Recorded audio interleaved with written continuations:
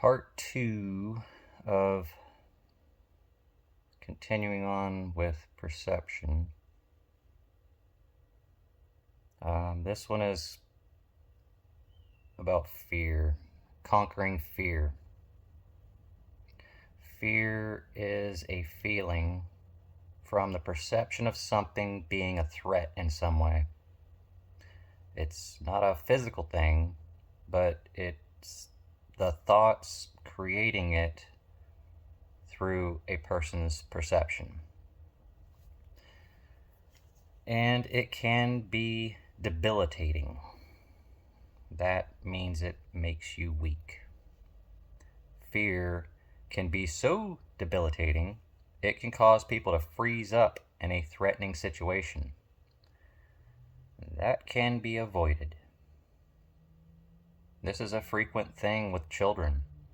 They are terrified by something ridiculous until they learn the perception of those whom don't fear it. Children can learn to not fear horses, though there are adults that do fear horses.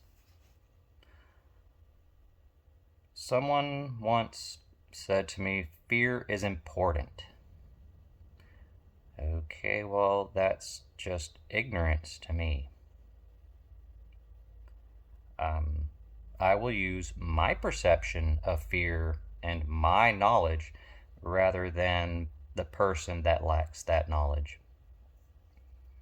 Being that there are practically endless ways to be hurt or killed or threatened, fear would be debilitating in most of anyone's life. Fear gets in the way of critical thinking at critical times. I want to be focused and alert and determined to complete an action, not shaking and crying. Just like the child that learned not to fear horses, but knows the horse may bite or fall from the horse and get hurt. Fear isn't required to know what is a threat, but is a feeling, a byproduct of the perception of that threat. Fear keeps many people from truly living their lives. Some don't even realize they have fear from the conditioning of normalcy. Some people feed fear instead of overcoming it. And some struggle and feel they can't overcome that fear that they have. I want to live happy without fear, so I don't feed it or acknowledge it as normal. My perception is based on what I'm capable of doing with the knowledge I have.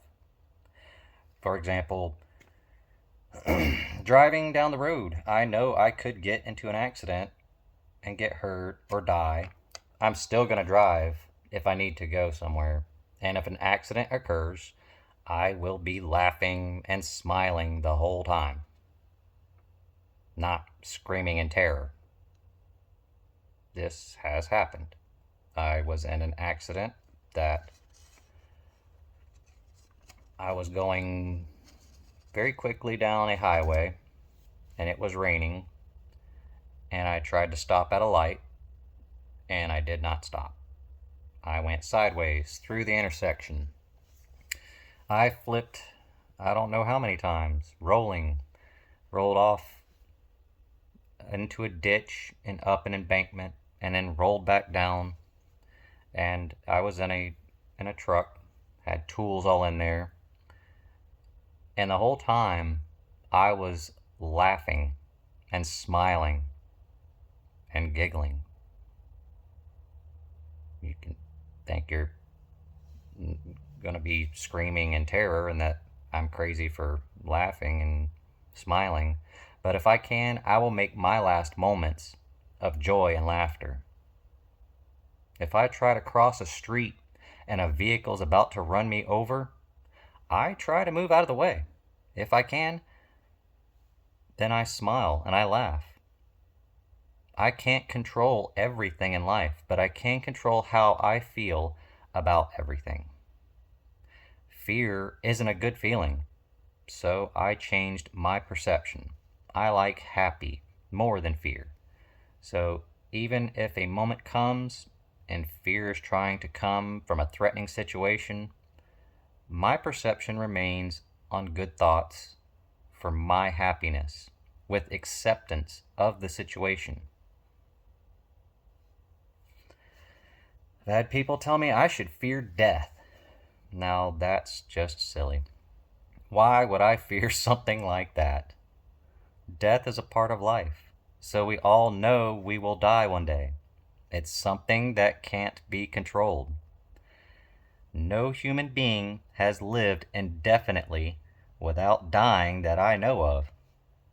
There are obviously people who live now and some absurdly old, but we know you can dodge it, but you don't have control over everything, so anything is possible.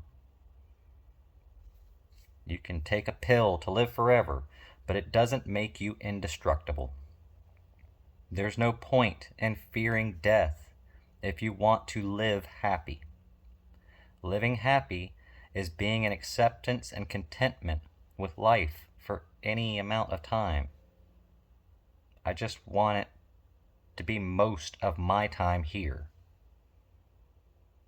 So, as with a child, any person I've met that had a fear of something, I tried to educate them on the subject, if I could. Knowledge is the best tool to use for fear because it changes your perception of it. Don't run into traffic or slap a bear in the face to try to be fearless. Educate yourself and control yourself and your perception.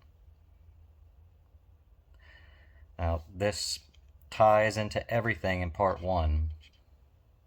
So, continuing as that you sit in silence and contemplate these things.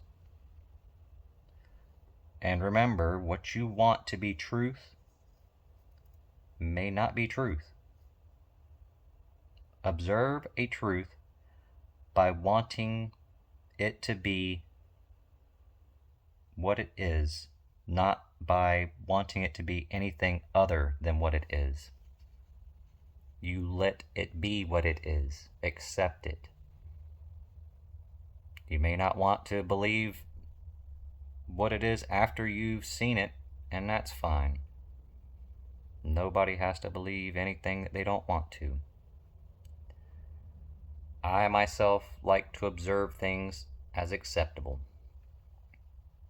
I will take action to do things I observe as a threat if I can. If I can't do anything, then I accept that. I can't control everything. What I can control is my observation of a threat without feeling fear. Nobody should want death, their own or others, but avoid it with decisions of good if possible.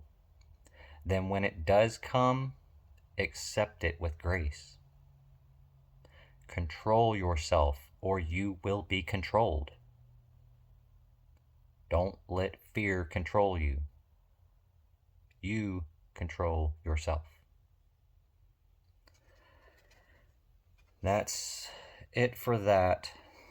We could go hours in it, but I want to go start on the next one. It's very important. So, thank you for listening to my rambling of my perception. I love you all. Bye.